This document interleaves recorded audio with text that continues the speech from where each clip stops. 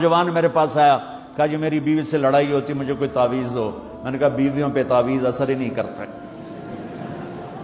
کہنے کا کیا کروں؟ میں نے کہا ایک عمل بتاتا ہوں، سنت عمل، کہ ایک دو لقمے اپنے ہاتھ سے بیوی کو کھلا دیا کرو۔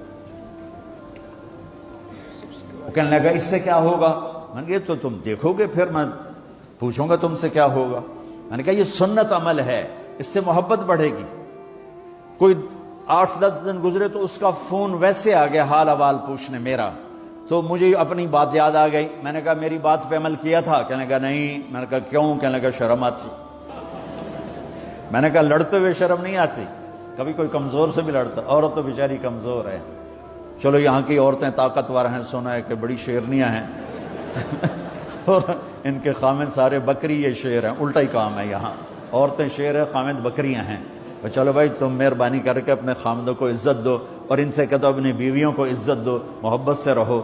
تو میں نے کہا بے وقوف، کبھی کمزور کے ساتھ بھی کوئی لڑتا ہے، اس میں تمہیں شرم نہیں آتی؟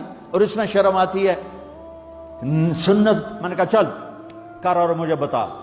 کوئی 2 گھنٹے بعد اس کا فون آیا، کہا مولانا دوپہر کا کھانا تھا، میں نے اپنی بیوی کے منہ میں لقمہ جو دیا نا تو اس کا منہ وہیں کھلا رہ گیا۔ وہ کہنے لگی تو نے خود تو کیا نہیں، کسی نے تجھے بتایا ہے؟ کس نے بتایا؟ تو بتا، تیرے اندر یہ ظرف نہیں ہے، تمہیں یہ سبق کس نے پڑھایا ہے؟ اس نے کہا مجھے یہ سبق مولوی طارق جمیل نے پڑھایا۔ تو کہنے لگا میری بیوی نے ایسے اپنی جھولی اٹھا لی اور کہا مولوی طارق جمیل اللہ اس کے بچوں کو سلامت رکھ کے انسان بنائے۔